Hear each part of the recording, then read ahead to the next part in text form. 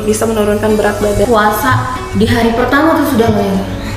Kalau misalkan untuk awal-awal itu diperbolehkan. Kayak aku, aduh gimana ya puasa, aku suka banget ngemil.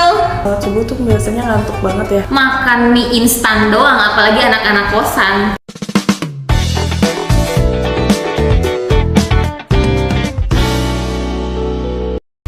Bismillahirrahmanirrahim. Assalamualaikum warahmatullahi wabarakatuh. Halo Humana Prima, sahabat-sahabat semuanya. Nah, hari ini kita ketemu lagi. Hari ini ada yang menjalankan ibadah puasa terlebih dahulu dan ada juga yang mengikuti Kementerian Agama untuk berpuasa di esok hari. Semoga kalian yang menjalankan ibadah puasa hari ini tetap semangat. Jangan dehidrasi dulu. Karena hari ini kita akan membahas tentang persiapan gizi optimal menyambut ibadah puasa. Nah, hari ini kita ditemenin sama ahli gizi Rumah Sakit Humana Prima oleh Kak Suci. Silakan kenalan Teteh. Ya, halo Sobat Humana. Nama saya Suci Indraswari. Saya di Rumah Sakit Humana Prima sebagai ahli gizi. Hari ini kita mau membahas banyak ya Teh ya? Ya, banyak. Gitu, diantaranya ya biar nggak dehidrasi, gizi apa aja. Jadi jangan sampai kalian puasa di hari pertama tuh sudah loyo, udah lesu, lunglai. Jangan kayak aku ya, belum puasa aja udah sariawan. Oke, kita mulai dari hal basic dulu. Oke Teh. Oke. Teteh, kalau seumpamanya kita bangun sahur masih setengah sadar, alarm tuh bunyi, rasanya pengen snooze 5 kali jam 10. Udah cek tiap hari itu, kira-kira bangun tidur itu kita harus ngapain dulu? Apakah kita minum, apakah kita makan ringan dulu, ataupun kita langsung makan berat gitu menurut Teteh? Oke, jadi pada saat baru bangun tidur sahur, sebaiknya kita jangan langsung beraktivitas. Kita bisa bangun dulu, duduk, kemudian setelah itu bisa mengambil minum.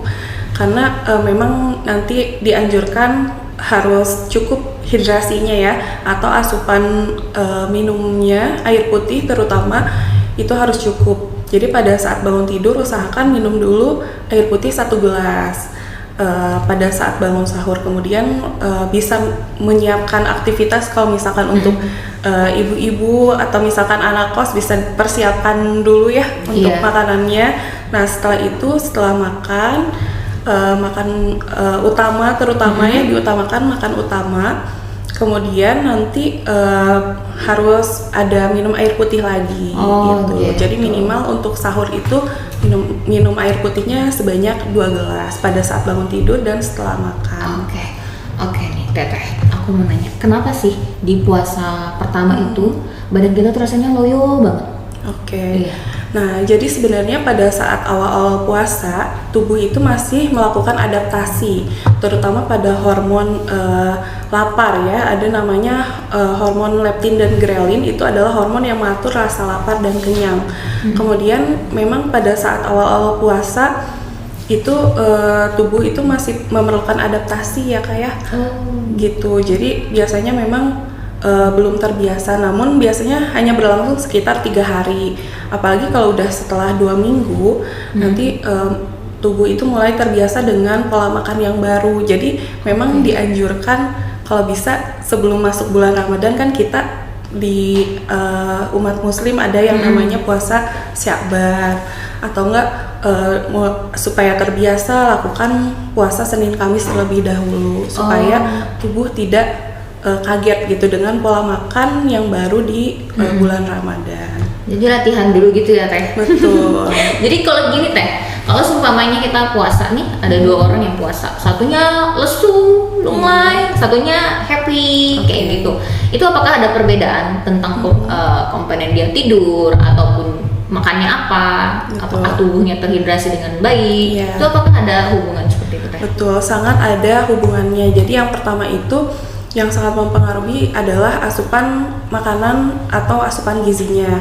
Yang kedua adalah asupan cairannya atau hidrasinya sudah cukup atau belum. Kemudian kualitas tidur dan durasi tidur juga sangat mempengaruhi. Jadi pada saat makan pada orang yang konsumsinya karbohidrat kompleks ya, terutama dengan proteinnya mau nabati, kemudian hewani, sayur dan buahnya cukup, pasti itu lebih fresh dan lebih kenyang dibandingkan sama orang-orang yang hanya mengkonsumsi karbohidrat sederhana, terus proteinnya hanya sedikit, terus tidak makan sayur, pasti rasa laparnya itu lebih cepat. Terus kalau misalkan memang minumnya kurang, itu juga sangat berpengaruh. Jadi udah baru juga setengah hari udah haus, terasa haus, kemudian biasanya nanti ada gejala lain seperti tenggorokan kering atau misalkan bibirnya pecah-pecah seperti itu. Oh gitu ya. Iya, kemudian waktu tidur juga memang berpengaruh juga Kak. Oke. Ini untuk tadi waktu tidur, nutrisi yang untuk tubuh, makan. Terus kalau mental penting nggak sih, Dah? Itu juga sangat berpengaruh ya. Berpengaruh ya dengan gizi ya. Sangat berpengaruh karena biasanya kalau misalkan orang dengan jadi kayak kalau misalkan mentalnya emang udah terbiasa puasa sama yang memang kayak baru lagi nih puasa, kemudian udah sangat fokus banget puasa, biasanya memang kerasanya berat. Sedangkan kalau misalkan pada orang-orang yang sambil melakukan aktivitas lain, misalkan sambil sekolah, bekerja, atau misalkan ada kegiatan lain, biasanya itu tidak terasa ya. Jadi bebannya itu nggak terlalu kepikiran, istilahnya nggak terlalu kepikiran puasanya. Jadi tiba-tiba udah sore, udah mau maghrib dan lain sebagainya. Sedangkan kalau misalkan memang tidak ada kegiatan lain, jadi kan hanya fokus ke rasa laparnya aja ya Kak ya. Iya. Jadi pasti terasanya lebih berat gitu. Oh gitu. Menjadi beban mental tersendiri gitu ya. Iya lagi. Oke Teh, apa benar Teh kalau semuanya kita puasa itu bikin kita membakar lemak gitu Teh? Iya. Jadi sebenarnya mekanisme atau metabolisme pada saat puasa itu pada pas awal-awal puasa itu dari sahur kemudian 4 jam pertama itu kita menggunakan gula yang pada saat kita makan sahur. Oh iya. Gitu. Kemudian 4 sampai 12 jam selanjutnya glukosa atau sumber energi yang kita dapat itu dari pemecahan glikogen yang disimpan di hati dan otot. Nah, kebetulan kan kalau di Indonesia sendiri rata-rata puasanya itu 13 jam atau lebih ya Kak ya. Nah, itu mulai ada proses gluconeogenesis. Jadi sumber pemecahan lemak atau bahkan bisa juga sampai dengan protein kalau memang terlalu lama. Jadi yang tadinya sumber energinya yang awal-awal dari awal sampai 12 jam pertama itu dari gula atau glukosa, itu udah mulai dari pemecahan lemak. Nah, jadi nama prosesnya itu gluconeogenesis. Jadi nanti sumber energinya itu kita dapat dari pemecahan lemak. Jadi dari asam lemak, kemudian kalau misalkan protein dari asam-asam amino, kemudian kalau lemak dari gliserol, itu menjadi sumber energi. Tapi kalau misalkan untuk protein sendiri itu udah sumber energi paling mentok, paling terakhir. Jadi urutannya glukosa dulu atau gula, kemudian sumber lemak, kemudian dari sumber protein. Oke, jelas banget ya warga. Sangat-sangat jelas. Terus gimana Teh kalau orang yang suka untuk ngemil kayak aku? Aduh gimana ya puasa, aku suka banget ngemil, pening ini. Tolong dong Teh.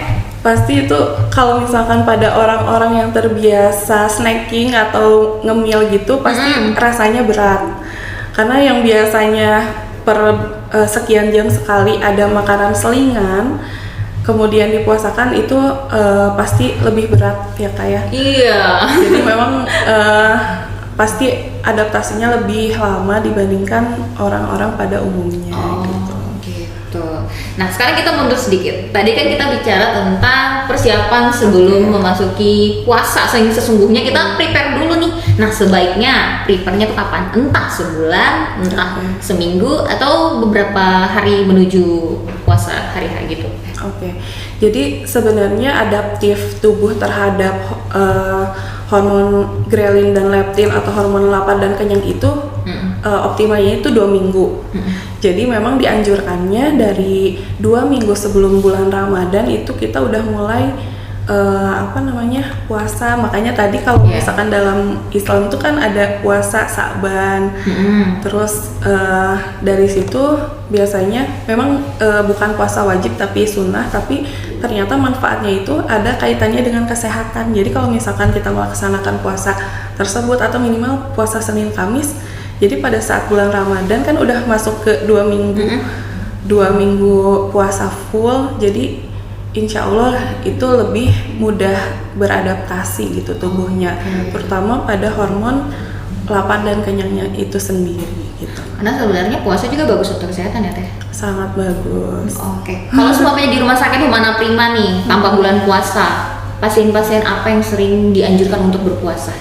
Biasanya pada pasien-pasien diabetes, namun itu juga harus dengan konsul dokter ya. Kan ada pasien DM juga yang kayak misalkan takaran insulinnya udah lebih dari 2 kali, nah itu tidak dianjurkan. Kemudian pada pasien-pasien yang DM-nya masih bisa, yang stage-nya masih ringan, itu masih diperbolehkan. Kemudian pada pasien-pasien yang terutama obesitas, overweight, yang kayak gitu, biasanya kita puasakan. Bahkan sebenarnya pada anak-anak yang istilahnya kurang nafsu makan kayak gitu, kita ada metode puasa yang memang bukan puasa makanan. Jadi di antara waktu jam makan, makan utama ke makan selingan atau snack itu dipuasakan hanya bisa minum air putih. Kan itu tuh untuk melatih hormon laparnya itu supaya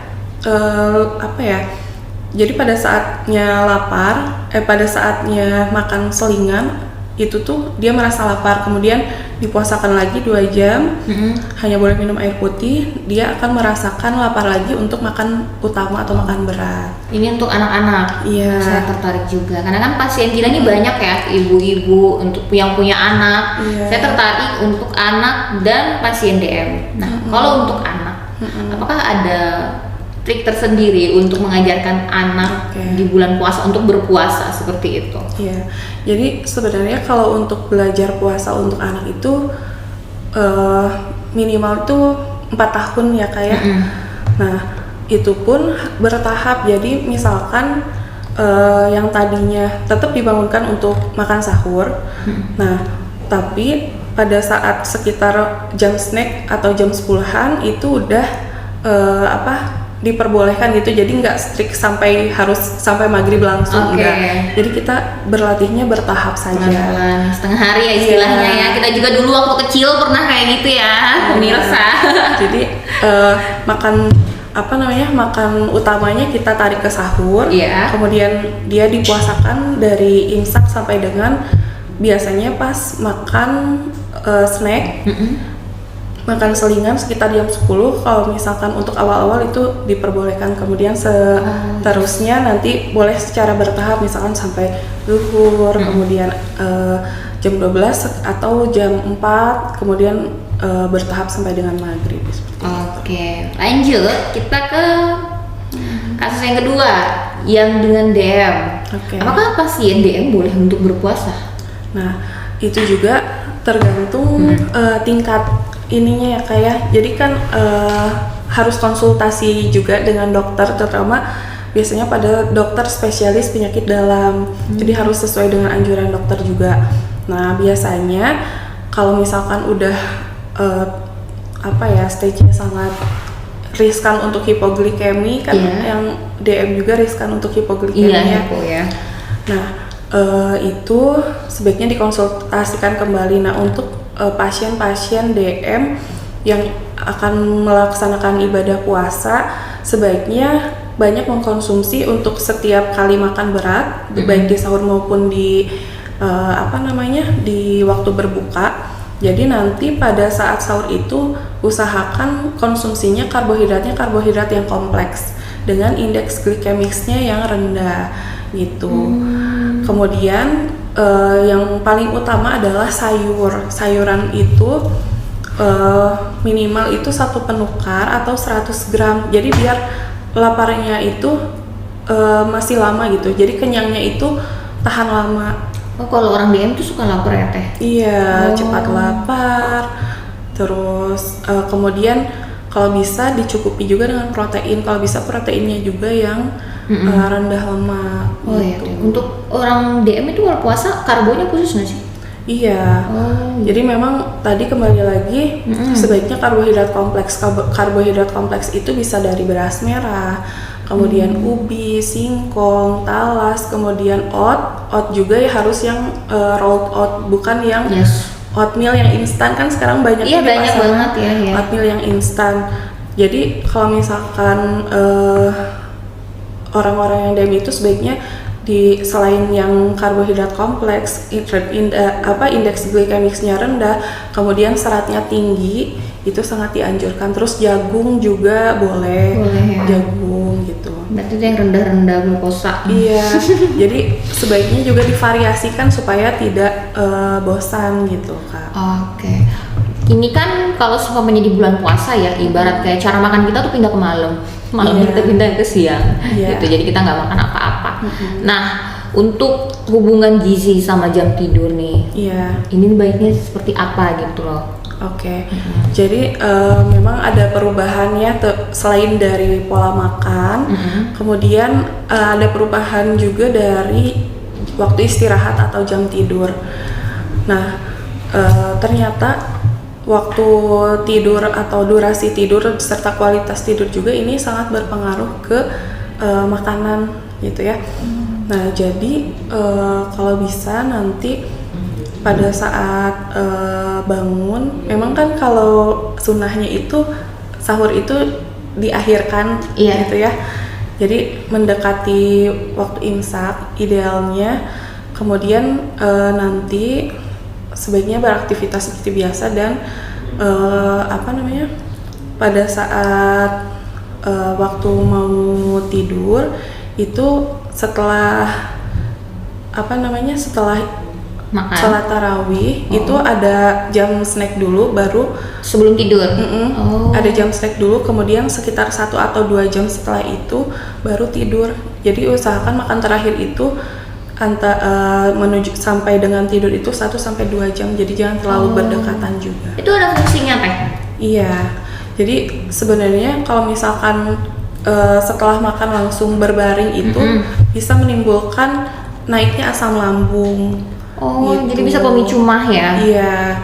Kemudian nanti juga ada penumpukan gula, kemudian lemaknya itu bisa jadi lebih tinggi karena yang seharusnya dicerna dulu lah istilahnya ini kita langsung istirahat gitu. Sebaiknya diberikan jarak antara makan dan waktu istirahat. Iya sih, minum obat aja kayak gitu kan. Kalau suaminya contohnya apalagi kita minum kopi, teh gitu kan harus dijarakin sebelum minum obat. Betul.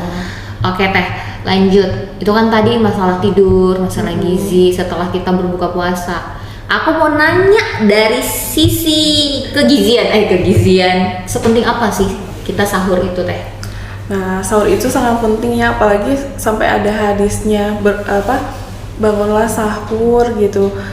Supaya dapat keberkahan.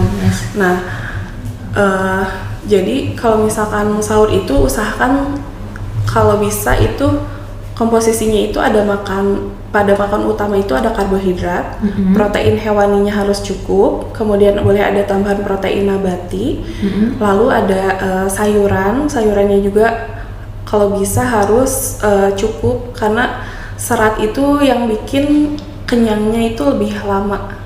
Terutama kalau bisa makan buah juga sama tadi minum air putih. Kemudian kalau untuk kalau untuk sahur misalkan kita udah mulai akhir-akhir tuh suka kayak males banget kan, yang penting minum air putih. Iya.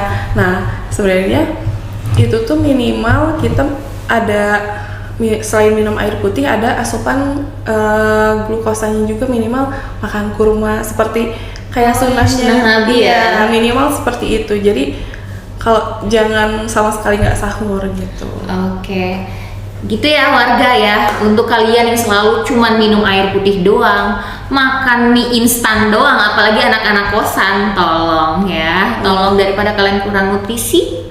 Jadi sebaiknya kalian mendengarkan podcast kami gitu ya Teh ya. Nah sebenarnya udah akhir-akhir tuh banyaknya makan mie instan ya. Iya, apalagi aku sih pelakunya. Nah sebenarnya boleh nggak sih sebenarnya dari segi gizi itu boleh-boleh aja, tapi kalau bisa tambahkan, kan kalau mie itu dia karbohidrat sederhana ya. Yes. Jadi makanya kalau makan mie itu cepat kenyang tapi cepat lapar juga, lebih Iya cepat. lagi. Iya. Nah, kita bisa tambahin kayak pipil jagung atau jagung yang direbus nanti diserut gitu. Oh iya. Kayak kalau misalkan orang Jepang kan rata-rata kalau di ramen itu ada jagung lagi. Yes. Nah, itu tuh buat nambah si karbohidrat kompleksnya. Biar kita nggak cepat lapar. Boleh ditambah di mix sama jagung manis gitu ya yang direbus. Kemudian tambahkan protein juga itu yang bikin kenyang lebih lama. Minimal pakai telur gitu, pakai telur. Mantap. Iya. Kemudian tambahkan yang paling penting yang lain lagi adalah sayuran. Nah sayurannya juga harus banyak, kalau bisa itu satu penukarnya itu adalah untuk sayuran itu 100 gram tanpa kuah dan cuman tok sayurannya doang gitu ya. Jadi kalau misalkan mau ngitung porsi sayuran itu kurang lebih 100 gram itu memang sayurnya doang, misalkan nggak tambah kuahnya kayak mau ngukur sayur sop segimana sih satu porsinya.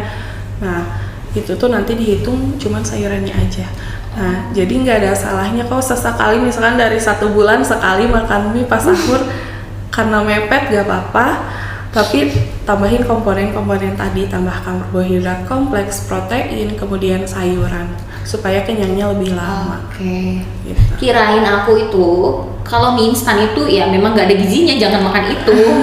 Kayak gitu, ternyata itu bisa pengganti karbo ya. Iya. Tapi kalau seumpamanya gimana menurut Teteh dari segi micinnya gitu, bagus nggak untuk kesehatan? Sebenarnya semua produk mie instan itu nanti teman-teman bisa dilihat tabel komposisi nilai gizinya, dia itu natriumnya sangat tinggi atau garamnya sangat tinggi.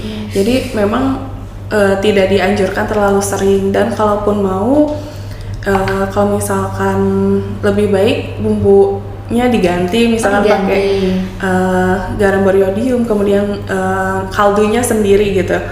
Misalkan dari kaldu lebih bagus sih, misalkan kaldu dari ceker atau misalkan dari tulang sapi gitu, tapi kan agak ribet ya. Yes. Nah atau kalaupun misalkan agak kompleks gitu ya nyiapinnya, boleh kayak misalkan jangan digunakan semuanya. Terus kalau misalkan kalau misalkan memang pengen rendah rendah lemak juga, kalau bisa minyak yang ada di kemasan mie instan itu jangan dipakai, karena kurang lebih satu kemasan itu tuh kurang lebih 1 sendok makan, dan itu kalori dari minyaknya aja itu udah 50 kalori, belum yang lain-lainnya. Jadi sebenarnya bisa bisa diakalin sih gitu. Supaya tetap aman. Denger ya, bisa diakalin supaya aman. Jangan tiap hari beda-beda rasa Teh. Betul. Ya Allah. Oke, kita lanjut lagi ya Teh. Lalu contohnya aku makan berat. Sebenarnya kan ini entah aku ataupun warga di rumah juga ngalamin ya. Aku selalu mikirnya kayak gini, kalau aku makan berat, aku masih pengen tidur lagi nih setelah itu. Apakah itu bikin buncit? Iya, jadi kembali lagi ya Kak ya. Nah kalau bisa diberikan jarak dulu, kan biasanya setelah makan berat, misalkan sholat subuh tuh biasanya ngantuk banget ya. Iya. Nah habis sholat subuh kita berikan spare waktu dulu gitu ya. Kembali lagi tadi sekitar 1 jam misalkan, baru mau rebahan atau tidur gitu. Soalnya memang tadi ya selain asam lambung bisa juga terjadi penumpukan lemak dan sebagainya. Terus takutnya reflux atau keluar lagi gitu kan, jadi memang tidak dianjurkan. Kalau bisa diberikan jarak, jangan langsung banget gitu. Oke. Lagian kan setelah sahur kita memang harus sholat subuh dulu dan lain sebagainya. Ya, tapi aku mikirnya kayak, aduh kalau aku makan daging ataupun ikan ataupun telur tambah nasi tambah sayur, wih, tambah gendut perut aku nih. Iya, sebenarnya apa ya yang berpengaruh terhadap kayak kenaikan berat badan selain tadi ya, jadi pola sama gramasi atau porsinya juga perlu diperhatikan gitu. Jadi memang tidak dianjurkan banyak yang berminyak, kemudian yang tinggi lemak gitu. Itu juga bisa menjadi pemicu naiknya berat badan gitu. Jadi bukannya kita nyari untuk badan slim, malah tambah naik ya? Padahal ada penelitian kalau misalkan puasa itu pada orang-orang yang overweight atau obesitas itu bisa menurunkan lemak, kemudian bisa menurunkan berat badan. Mungkin terjadi juga pada anak-anak atau yang berat badannya normal, tapi biasanya kalau pada orang-orang yang berat badannya normal atau anak-anak 2 minggu setelah bulan Ramadan biasanya kembali lagi seperti biasa. Nah, untuk orang-orang yang overweight atau obesitas, asalkan pola makannya tetap dijaga, kemudian ada aktivitas fisik juga. Nah, itu misalkan disamain nih sama kayak pas puasa, kayak proporsinya, kemudian pola makannya, asupan seratnya itu bisa konsisten buat menurunkan berat badan. Yes. Oke, lanjut Teteh. Aku sudah sangat sedikit paham. Oke Teh, dulu beberapa tahun yang lalu saya tuh pernah menonton salah satu tokoh masyarakat, Bapak Sandiaga Uno. Jadi Bapak itu sahurnya pakai bubur kacang ijo sama telur. Gimana menurut pandangan Teteh itu? Apa yang kurang? Apakah itu sudah cukup atau perlu ditambah ini lagi kali gitu? Nah, perlu digali juga. Nah, biasanya kan kalau bubur kacang ijo itu ada partnernya, ada roti tawar misalkan. Nah, apakah itu ada atau tidak? Kalau misalkan ada roti tawar, kemudian bubur kacang ijo sama telur, itu sebenarnya udah memenuhi, tapi tinggal ditambah sayuran gitu. Kalau misalkan bubur kacang hijau saja sama telur, itu berarti ada yang mixnya 2, karbohidrat sama sayuran gitu. Jadi memang kalau bisa lengkap gitu. Yes. Udah, saya sudah mau ngikutin itu, kayaknya perut saya bisa kempes cepet nih. Jadi pas hari raya kita pakai baju lebaran kan, cakep banget anak orang. Oke. Teteh izin, kalau seumpamanya tadi sahur kita pindah loncat banget sampai maghrib, kira-kira kalau seumpamanya tips dari Teteh, apa sih menu buka puasa yang rekomendasi? Oke. Nah, jadi sebaiknya pada saat buka puasa itu yang paling awal itu adalah air putih, kemudian kalau bisa kurma atau buah-buahan dulu. Kurmanya bisa cukup 3 butir aja. Nah, setelah itu baru bisa melaksanakan sholat maghrib. Jadi pas buka puasa itu nggak langsung makan berat, makan gorengan, dessert yang kayak gitu. Kalau bisa itu diganti sama air putih sama kurma 3 butir atau buah-buahan lain yang banyak mengandung air seperti semangka atau misalkan melon dan lain sebagainya. Itu baru sholat maghrib. Nah, setelah itu baru diutamakan konsumsi makan berat gitu. Jadi setelah sholat maghrib, sebelum isya itu makan berat tadi komponennya kayak tadi. Nah, baru kalau misalkan mau ada makanan selingan, jadi kayak sebenarnya kayak sop buah dan lain sebagainya, itu bisa nanti setelah tarawih. Karena kalau misalkan kita makan berlebih, nanti yang pertama lambung yang tadinya lagi slow istirahat kaget apa nih gitu. Nah, itu bisa makan yang terburu-buru dan makan terlalu banyak itu bisa memicu juga produksi asam lambung. Jadi malah kayak nanti ada yang sampai reflux atau misalkan begah kayak gitu. Kemudian nanti kan kita tujuannya di bulan Ramadan ini mau fokus beribadah ya.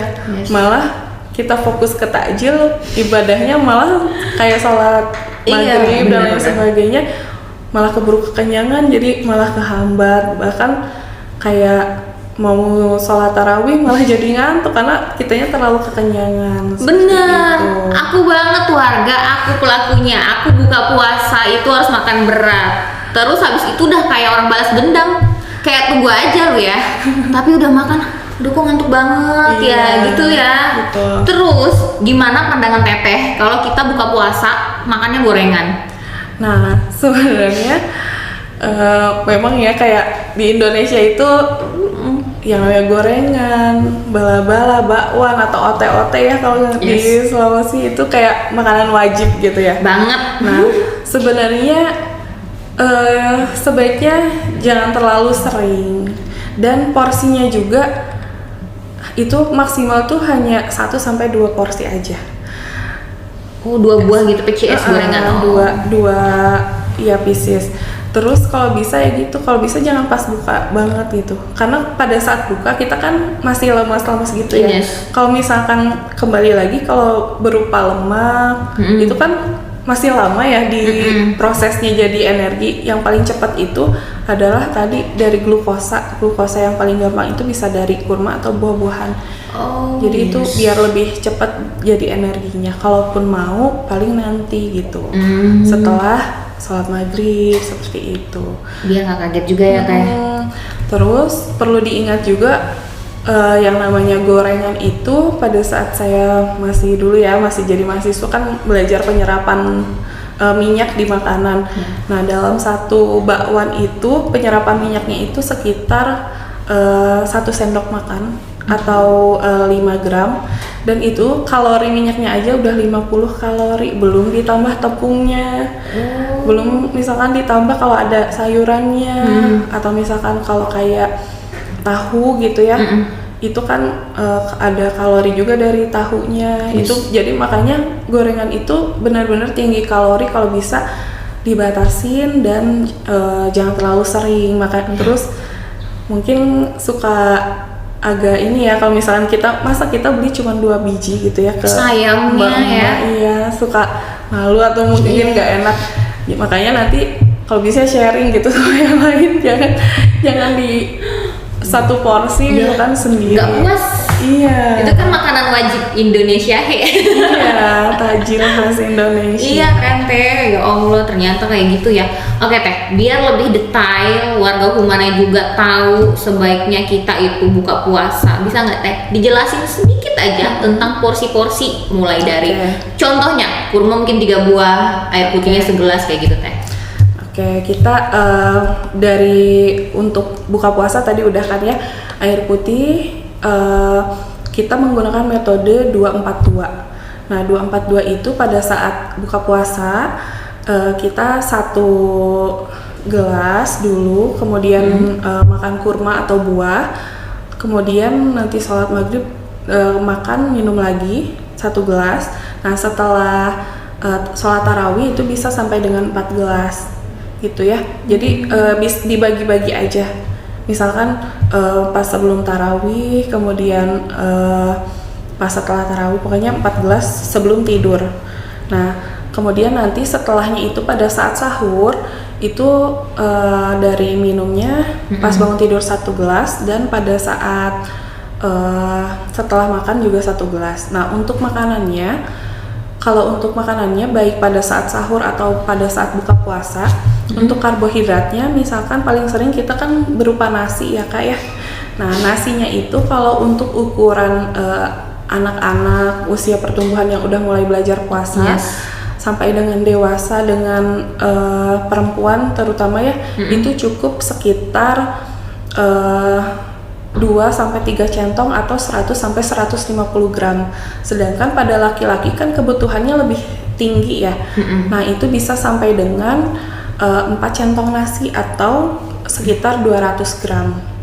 Nah, kemudian untuk proteinnya sih kurang lebih sama gitu ya. Jadi 2 porsi atau 2 penukar kita sebutnya kalau di gizi Jadi kalau misalkan daging sapi potongannya seperti potongan rendang itu dalam satu kali makan bisa 2 potong pada orang yang berat badannya normal. Kalau misalkan pada orang yang berat badannya overweight atau obesitas itu cukup 1 penukar aja atau cukup 1 potong. Oh, Gitu. Kalau misalkan ayam bagian dada cukup 1 potong. Kemudian kalau ikanan ukuran sedang itu 1 ekor boleh dikonsumsi oleh 1 orang. Gitu. 1 ekor ya? 1 ekor ukuran sedang kurang lebih 1 jengkal tangan orang dewasa gitu. Kemudian kalau misalkan ikannya agak besar itu bisa 1/4 atau 1/3-nya aja untuk 1 porsinya. Lalu kalau misalkan untuk telur itu cukup 1 butir untuk telur ayam gitu ya. Terus kalau misalkan pengen telur puyuh nih segimana seporsinya? Kan kecil ya. Kalau telur puyuh itu bisa dari 3 sampai 5 butir dalam sekali makan. Kemudian kalau misalkan untuk tahu yang ukuran kotaknya yang kecil itu bisa sampai 2 kotak. Kalau misalkan ukuran tahunya yang besar kurang lebih 100 gram itu cukup 1 potong aja. Yes. Kalau tempe kan biasanya di sini yang lazimnya tuh nggak yang terlalu tebal gitu ya. Kalau yang tebal cukup 1 potong sekitar 50 gram atau kalau misalkan yang lebih tipis itu bisa 2 potong. Gitu. Nah, yang paling penting ini sayuran ya kayak biasanya orang-orang yang puasa itu kebanyakan kekurangan konsumsi sayuran. Padahal itu tuh sangat penting banget gitu. Apalagi kita menganjurkannya sayuran-sayuran yang berkuah gitu. Jadi selain dari air putih dianjurkan untuk makanan kalau bisa berkuah juga supaya kita cukup nih cairannya gitu. Karena kalau misalkan bulan puasa terus kayak makanannya kering semua juga kayaknya agak kurang Dehidrasi ya? Terus kurang juga nafsu makan karena apalagi kalau makan sahur tuh kayaknya tenggorokan tuh masih kayak kering-kering gitu. Iya, udah kering, ngantuk, makan sampai tidur gitu kan. Nah, terus kalau untuk porsi sayurnya sendiri kita ukurnya tanpa kuah gitu ya. Jadi nanti kalau misalkan piring bulat itu kalau misalkan sayurnya aja tuh setengah piringnya. Oh, jadi banyak ya? Iya, jadi memang kita harus lebih banyak dari sayur biar kenyangnya lebih lama. Atau kalau misalkan pakai centong sekitar 2 centong tanpa kuah. 2 centong sayur tanpa kuah. Oke. Nasinya 10 centong. Nasinya kalau untuk perempuan tadi ya maksimal 3 centong atau 150 gram. 3 centong. Itu porsi aku bukan ya? Gitu. Kalau misalkan nasi padang gitu kan. Wah, itu yang nikmat tuh. Nah, kalau nasi padang itu sebenarnya kurang lebih kalau nasinya aja tuh sekitar 400 gram. Jadi kalau misalkan buat laki-laki kalau bisa setengah. Perempuan 1/4. Kalau perempuan 3/4. Sekitar 150 gram gitu. Oh, berarti kita bisa bagi 2 dong ya? Tapi kayaknya nggak cukup deh untuk lambung aku deh teh. Serius. Makanya nanti dari sayurannya sendiri itu harus lebih banyak biar rasa kenyangnya tuh lebih lama. Jadi kita kenyangin dari protein sama sayuran, bukan dari karbohidratnya. Gitu. Yes, udah mulai masuk. Wah, ilmu baru lagi. Jadi gini, warga. Tadi kan kita udah bahas nih banyak nih. Tapi kayaknya nggak nyinggung sirup nih atau yang manis-manis ya teh? Belum ya? Belum. Gimana menurut teteh kalau aku buka puasa aku cuma nyari takjil dulu yang manis-manis, sirup es teler yang lagi viral sekarang kan, itu gimana menurut teteh? Terus aku lupa nih makan nasi segala macam, itu aku bisa kenapa gitu kan? Oke. Sebenarnya aman aja asal jangan kayak kita harus kenali juga tubuh kita. Yang pertama kita alergi dingin nggak?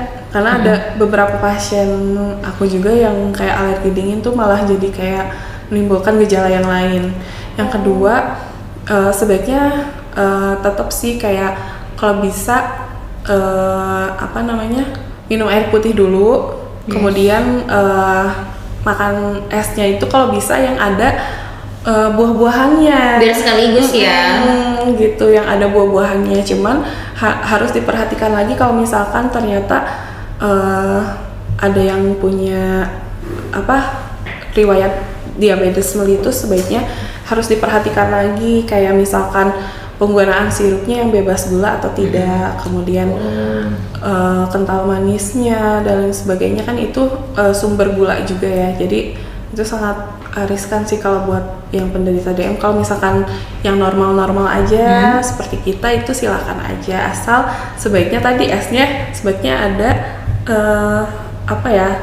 serat, ada buah-buahan biar ada serat dan sumber vitamin dan mineral juga. Kan banyak ya sekarang kayak es buah atau misalkan yang viral kan kayak salad kayak gitu. Salad. Salad berarti bagus juga ya? Boleh juga, silahkan. Oke. Kalau semua buah nggak cocok juga ya? Kalau semuanya isinya buah aja, nggak makan nasi itu. Nah, iya sebenarnya kalau misalkan pada saat waktu berbuka mau buah aja, itu masih oke, asal abis nanti sholat maghrib tetap makan nasi gitu. Karena kalau misalnya kita ngandelin dari buah aja, ceritanya mau ini ya, mau nurunin berat badan, itu cuman makan buah aja, nggak makan nasi, nggak makan yang ya kan kadang orang diet kayak gitu. Iya, nanti malah nantinya hipo, terus IGD. Iya, kurang guna, Terus masuk IGD dong. Kan ketemu kita di mana. Jangan bercanda warga, bercanda. Serius nih. Oke. Jadi sebaiknya kalau misalkan buahnya berupa es kayak gitu, masih nggak apa-apa sih, asal tetap diperhatikan juga isinya apa aja, aman atau tidak. Terus kalau misalnya kita beli di luar, lihat juga kebersihannya gitu. Oke Teh. Terus aku mau nanya lagi, untuk orang-orang yang berolahraga pada saat bulan puasa itu kan berhubungan erat juga kan sama gizi. Iya. Ada nggak tipsnya? Ini benar-benar menarik ya, olahraga sama puasa. Nah, kebanyakan tuh pada takut ya berolahraga pada saat puasa, padahal sangat sangat dianjurkan juga. Jadi jangan sampai puasa sampai libur juga olahraganya. Sebaiknya tetap berolahraga, tapi waktunya yang perlu diperhatikan. Nah, kalau bisa waktunya itu 30 sampai 60 menit sebelum waktu berbuka. Gitu. Atau opsi lainnya adalah setelah sholat tarawih. Tapi rasanya jarang juga sih, kebanyakan tuh sebelum 30 menit atau 60 menit sebelum waktu berbuka puasa.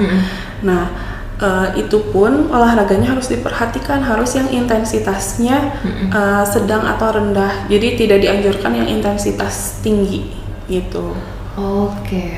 Seperti berjalan kaki. Jadi tetap bisa ya olahraga. Iya, sangat. Kayaknya kalau kita di rumah sakit Humana Prima ini tanpa olahraga kita udah olahraga tiap hari sih. Iya. Mobilnya naik tangga itu udah olahraga ya warga ya. Betul. Itu Gitu. termasuknya aktivitas fisik juga. Oke, lanjut lagi Teh. Dalam agama kita, agama Islam, kita kan dianjurkan untuk berpuasa. Nah, itu fungsinya untuk mendetok dan itu udah dijelaskan dalam Al-Qur'an. Betul. Menurut pandangan gizi, apakah itu betul puasa akan membantu mendetoks dan menyehatkan organ-organ di dalam tubuh? Oke, betul. Jadi betul puasa itu bisa istilahnya mengistirahatkan organ-organ yang tadinya selama istilahnya selama 11 bulan ke belakang dia bekerja tanpa libur lah istilahnya, tanpa cuti. Kita aja manusia ya, kalau misalkan kerja terus gak ada istirahatnya, gak ada cutinya, lama-lama kan ada sakit dan sebagainya, sama organ juga. Jadi puasa itu bisa menjadi detox atau sebagai waktu istirahat organ-organ supaya kembali lagi atau nge-restart lagi gitu. Gitu, jadi sangat berfungsi banget. Betul. Ya. Untuk mungkin ginjal berfungsi nggak itu ataupun hati? Iya. Jadi memang kalau misalkan hati sama ginjal kan tadi ada kayak pemecahan glikogen, tapi meskipun begitu tetap yang ada perubahan pola makan itu tetap membantu mendetoks organ-organ gitu, istilahnya mengistirahatkan gitu. Terus pada saat berpuasa juga kan organ ginjal itu kan kalau misalkan kayak gula bisa disimpan dalam glikogen, kemudian yang lain lemak, kemudian protein gitu ya bisa disimpan kalau ke protein kayak di otot gitu. Sedangkan kan kalau misalkan cairan atau hidrasi itu asupan cairan tidak bisa disimpan ya karena kan kita bukan unta gitu ya. Nah itu tuh biasanya ginjal itu bekerjanya pada saat puasa itu menghemat-hemat air. Jadi kita buang air kecilnya itu nggak terlalu begitu sering gitu. Jadi kerja ginjal itu menghemat kayak airnya gitu. Gitu. Jadi itu berfungsi banget ya Teh? Iya. Balik lagi tuh untuk menyehatkan organ-organ dalam tubuh kita. Betul. Nah, di kilas balik dulu Rumah Sakit Humana Prima kan adalah rumah sakit ibu dan anak, di mana kita pasien bumil tuh banyak banget. Betul. Entah dari sosmed mereka tahu, entah dari mulut ke mulut, entah karena pelayanannya Humana Prima yang mantep dan ramah. Itu tuh banyak banget untuk ibu-ibu hamil yang kontrol. Nah, yang aku mau tanyain, apakah ibu hamil ya ataupun ibu menyusui boleh untuk berpuasa gitu? Dari sisi gizi itu gimana? Oke. Sebenarnya untuk ibu hamil dan menyusui itu dari agama kita sendiri punya keringanan ya Kak ya. Yeah. Jadi bisa diganti berpuasa di hari yang lain atau dengan membayar fidyah. Nah, untuk ibu hamil sendiri kita harus dilihat lagi kondisinya dan harus dikonsulkan lagi ke dokter obgynnya. Karena pada kasus-kasus ibu hamil yang misalkan yang HEG atau misalkan yang anemi, kemudian ada yang tekanan darahnya atau misalkan ada juga kan ibu hamil yang DM gestasional, itu sebaiknya tidak berpuasa gitu. Tapi kembali lagi harus menghubungi atau kontrol ke dokter obgyn atau konsultasi dengan dokter-dokter obgyn seperti di rumah sakit kami gitu ya. Nah, sedangkan pada ibu menyusui yang bayinya baru 0 sampai 6 bulan atau ASI eksklusif itu juga karena kan puasa itu ada kayak berkurang gitu ya, nutrisi. Betul. Nah, memang kalau kualitas ASI itu masih tetap sama, tapi kan mengambil dari cadangan ibunya kayak dari kalsiumnya, kemudian dan lain sebagainya dari ibunya. Sedangkan pada usia 0 sampai 6 bulan itu kan lumayan intens ya untuk DBF atau menyusui itu sekitar 2 sampai 3 jam sekali. Jadi pada saat ASI eksklusif memang kami tidak menganjurkan, kecuali kalau misalkan bayinya udah di atas 6 bulan ke atas itu silahkan gitu. Oke, Teteh Suci, sedikit lagi warga kita akan memasuki sesi tanya jawab. Nah, untuk penutupan aku ingin bertanya, di Rumah Sakit Humana Prima ini yang biasa Teh Suci dapatkan sebagai tim gizi, pasien-pasien apa saja selain ibu hamil ataupun pasien DM yang harus dikonsulkan itu yang nggak boleh berpuasa di bulan puasa? Oke, biasanya pada pasien-pasien yang tadi ya anemia, kemudian pada pasien-pasien yang udah lansia dengan terminal gitu, berbagai diagnosa, komplikasi. Betul, komplikasi dan kompleks itu tidak dianjurkan. Kemudian pada pasien-pasien yang memiliki sakit lambung yang berlebih gitu ya, kalau bisa itu tetap dikonsulkan dulu sih ke dokter ya gitu. Jadi banyak juga ya, lumayan ya. Iya. Oke, berarti karena sudah terjawab, kita beralih ke layar HP. Kita mau lihat. Bentar ya Teh, aku bacain satu-satu. Wey, banyak yang love nih. Kayaknya Teh Suci ini primadona Rumah Sakit Humana Prima deh. Ini ada yang nanya nih. Namanya otak doang nih kayaknya.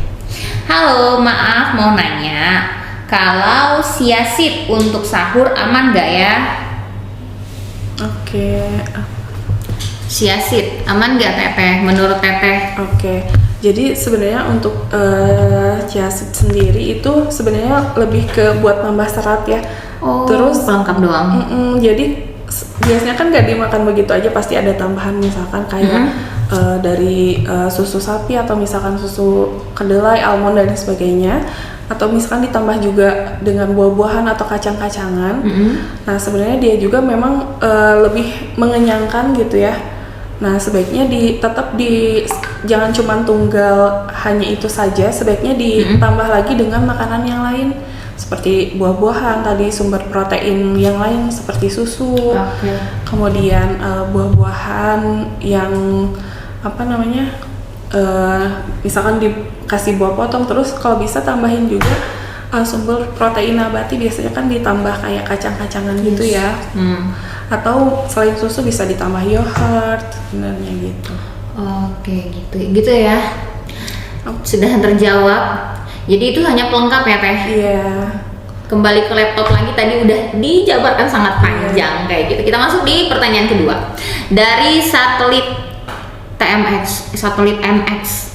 Kak, amankan olahraga berat pada saat bulan puasa? Oke, nah kalau sebenarnya kita menganjurkannya intensitas sedang dan ringan gitu ya. Dan itu pun 30 sampai 60 menit menjelang buka puasa. Tapi kalau misalkan pada atlet atau binaragawan yang emang udah terbiasa gitu ya dengan olahraga yang intensitas seperti itu, itu harus kembali lagi, harus mengukur kemampuan dan dilihat lagi, misalkan kayak atlet sepak bola, terus itu kan lumayan ya, intensitasnya cukup tinggi, terus menjelang waktu berbuka puasa karena mereka udah terbiasa ya silakan aja gitu. Atau misalkan binaragawan kayak gitu kan memang udah terbiasa tubuhnya ya. Betul, tapi tetap diperhatikan timingnya atau waktunya, mungkin bisa 30 menit menjelang buka puasa atau tadi setelah setelah sholat tarawih gitu. Oh, jadi memang udah terisi, dijarakin terus olahraga boleh banget ya. Oke, gitu ya kakak satelit, dimanapun kamu berada, di bagian satelit sebelah manapun kamu gitu ya. Lanjut, bagaimana menjaga fokus dan konsentrasi kerja selama puasa dari sisi nutrisi, Teteh gitu. Oke, nah itulah sebenarnya selain sahur itu supaya kita kenyangnya lebih lama gitu ya. Nah, salah satunya itu supaya kita konsentrasi juga, bukan hanya buat orang yang kerja, tapi buat anak-anak sekolah yang udah mulai berpuasa gitu ya, udah mulai berpuasa full, kita anjurkan untuk makan sahur. Jadi terutama di makan sahur itu harus masuk ya tadi karbohidrat sama protein hewani. Itu yang membuat konsentrasi. Dan komponen lainnya adalah air putihnya harus cukup. Karena kalau kita misalkan dehidrasi atau misalkan kekurangan cairan, udah pasti kita boro-boro mau konsentrasi kayaknya oleng aja gitu. Uyung aja, udah pening kepala ini. Baru juga jam berapa udah ngantuk. Iya. Jadi gitu ya, jadi memang harus berbagai komponen gitu, nggak cuman hanya satu aja. Tapi kalau semuanya puasa hari pertama kedua memang masih menyesuaikan ya Teh? Betul, jadi biasanya 3 hari pertama itu memang berat, masa kritis. Besok nih kita semangat ya, yang hari ini juga menjalankan semangat. Iya, gitu. Biasanya 3 hari pertama emang berat, jadi hormon leptin sama ghrelin itu masih benar-benar belajar mereka. Oh gitu. Soalnya saya punya temen Teh, dia nih puasa, nah tapi dia nggak sahur. Akhirnya berakhir di mana Teh? IGD. Itu teman saya dan dia lagi nonton sekarang. Oke. Iya, dan dia sekarang lagi tertawa depan kita. Teh lanjut ya Teh, dari Hufflepuff. Halo Kak, mau nanya berapa banyak makanan protein yang harus dikonsumsi selama puasa? Oke, untuk kebutuhan protein sendiri setiap individu itu berbeda-beda karena bergantung usia, kemudian jenis kelamin, aktivitas fisik dan sebagainya. Cuman kita secara mudahnya itu tadi karena kita makan beratnya cuma 2 kali, hanya di sahur dan di buka puasa, jadi komponen proteinnya itu pada saat sahur 2 penukar atau pada saat berbuka juga 2 penukar. Porsinya seperti tadi, kalau misalkan sekali makan, kalau kayak ikan ukuran sedang 1 ekor itu tuh udah 2 penukar. Kalau misalkan daging sapi ukuran potongan rendang itu udah 2 penukar. Terus kalau telur 1 butir itu udah cukup gitu. Jadi kita lebih ke konversinya ukuran rumah tangga gitu. Oke. Karena kalau misalkan mau dihitung secara ini detail mungkin nanti bisa konsultasi gizi secara khusus di kan Poli Rawat Jalan Rumah Sakit Humana Prima. gitu ya warga ya. Kayaknya udah cukup jelas tadi, sejam ke belakang itu kita udah jelasin panjang kali lebar gitu ya Teh ya. Iya. Kita lanjut di pertanyaan selanjutnya. Dari 21, kalau nggak bisa beli kurma, kumaha? Gimana? Oke, jadi sebenarnya di sini tuh problemnya bukan cuma itu ya, kebanyakan tuh kayak apalagi Gen Z atau anak-anak muda itu pada kurang suka kurma sebenarnya. Iya kan? aku juga kurang suka sebenarnya. Iya kan?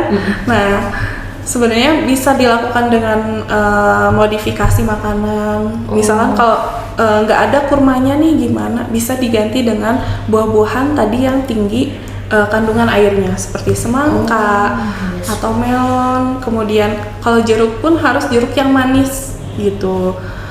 Terus pokoknya buah-buahan yang lain itu boleh gitu, nggak harus kurma. Kemudian kalau misalkan gimana nih kalau pada anak-anak atau misalkan kita yang tidak suka kurma, kan sekarang tuh banyak yang modifikasi makanan, misalkan si kurmanya kayak bijinya dikeluarin diganti sama keju, atau misalkan ditambah kayak kacang almond atau kacang mete, cashew, itu lebih mungkin bisa lebih diterima gitu. Oh gitu. Jadi bisa guys, bisa diganti, nggak harus kurma, yang penting tinggi air. Berarti kurma tinggi air ya Teh? Nah sebenarnya kalau kurma sih enggak ya, dia termasuknya buah-buahan yang kering gitu. Cuman dia tuh dia tuh tinggi gula dan mudah cerna. Sumber gulanya itu ya mudah dicerna, mudah dimetabolisme dan mudah dijadikan sumber energi paling cepat gitu. Cuman hati-hati buat pasien-pasien yang DM, hiperglikemi ya, harap diperhatikan, sebaiknya tidak dikonsumsi. Lebih baik diganti buah-buahan lain seperti tadi melon dan lain sebagainya. Oke. Siap, lengkap banget. Lanjut ya Teh, dari si Jenal. Kak, kalau misalkan kita punya indeks massa tubuh yang normal, apakah puasa itu bisa menghilangkan massa otot? Oke, nah jadi memang tadi kembali lagi ya, ada penelitian termasuk pada orang yang IMT-nya normal atau pada anak-anak yang normal. Nah, kemungkinan bisa terjadi penurunan berat badan, tapi biasanya cepat kembali lagi di 2 minggu setelah Ramadan. Tapi selama kita asupan protein hewaninya cukup, jadi penggunaan energi itu akan jauh menggunakan protein. Jadi istilahnya protein itu sumber energi yang paling ujung. Jadi pasti yang digunakan paling duluan itu sumber glukosa atau glikogen, kemudian sumber lemak, baru yang paling terakhir adalah si sumber massa otot gitu ya, dari protein. Nah, kemudian kalau misalkan kitanya makan proteinnya kurang, protein hewani atau nabatinya kurang selama puasa, otomatis kalau misalkan karbo habis, lemak udah habis, udah pasti pakai cadangan yang ada di tubuh kita. Jadi pesannya yaitu minimal kalau misalkan makan daging atau ikan atau telur cukup, susah tambahin protein yang paling gampang kayak susu, yogurt. Itu kan sama sumber protein juga gitu. Biar kita nggak kehilangan massa otot. Betul. Oke, udah mulai paham nih. Paham ya Kak Jenol ya, dimanapun kamu berada, di universe manapun. Oke, pertanyaan terakhir ya Kak. Tapi kalau kita misalkan sahur pakai chia seed diimbangi dengan protein, misal susu tadi tuh. Tapi kalau misal susunya yang dijual di pasaran gimana ya? Apa gizi tetap bisa terpenuhi sedangkan susu yang dijual di pasaran kandungan susunya nggak 100% dan sudah ada kandungan lainnya? Susu murni dari mana? Ya ke bawah nih, bidannya ke bawah. Astagfirullahaladzim. Ini menarik banget karena saya sendiri setiap mengedukasi pasien-pasien pasti selalu remindingnya gini, setiap kali beli susu UHT lah bisa dibilang gitu ya, itu wajib melihat si komposisinya. Memang banyak gitu ya susu UHT, kita udah pilih yang full cream. Ternyata nggak semua full cream itu 100% susu sapi segar. Tapi ada yang ditambah susu skim, ada yang ditambah pokoknya ada bahan-bahan yang lainnya. Oleh karena itu kita nanti kalau misalkan berbelanja gitu ya ke supermarket atau ke toko-toko bahan makanan, kita wajib melihat komposisi dan tabel nilai gizinya. Karena banyak sekali susu UHT yang beredar ini tidak 100% susu sapi segar, hanya dari sekian banyak hanya ada beberapa saja. Jadi makanya kita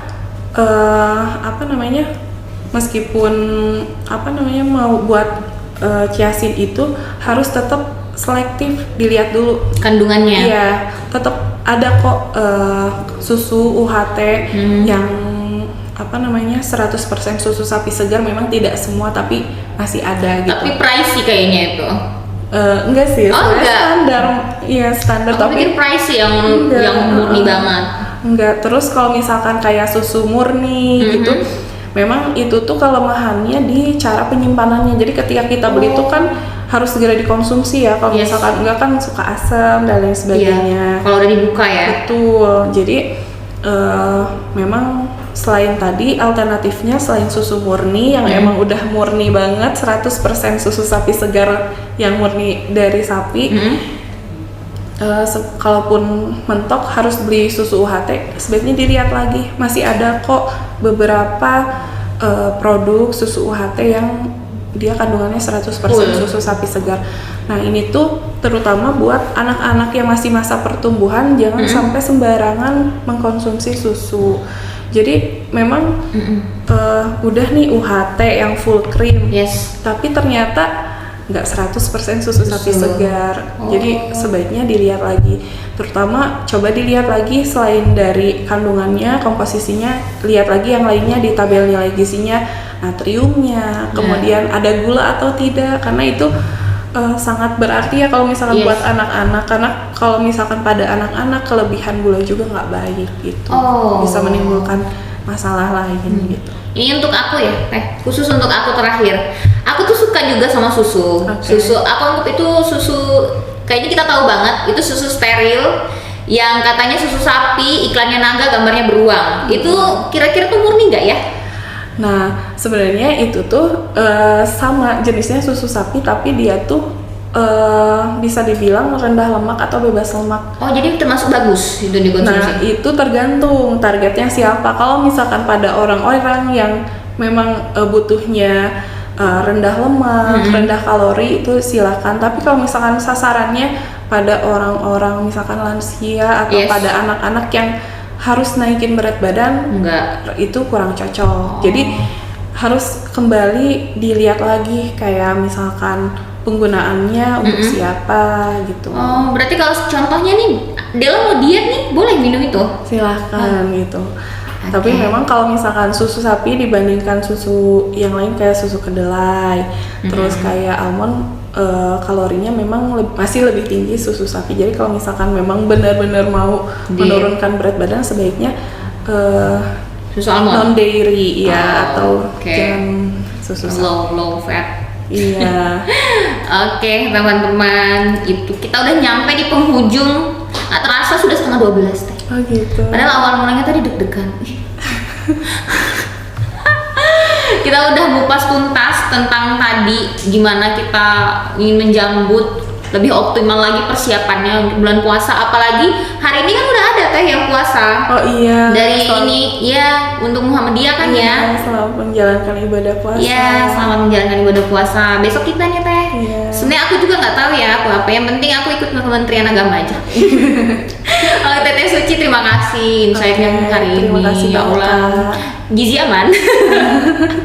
Alhamdulillah. Oke, teman-teman, kalian jangan lupa kalau seumpamanya mau konsultasi gizi ataupun ngecek kesehatan, boleh datang ke Rumah Sakit Humana Prima. Nah, untuk bulan ini kami ada promo MCU diskon start from dari 400.000. Tiap berbulan itu pasti berbeda angkanya. Jadi kalian boleh kepoin di Instagram atau TikTok Rumah Sakit Humana Prima, akun resmi.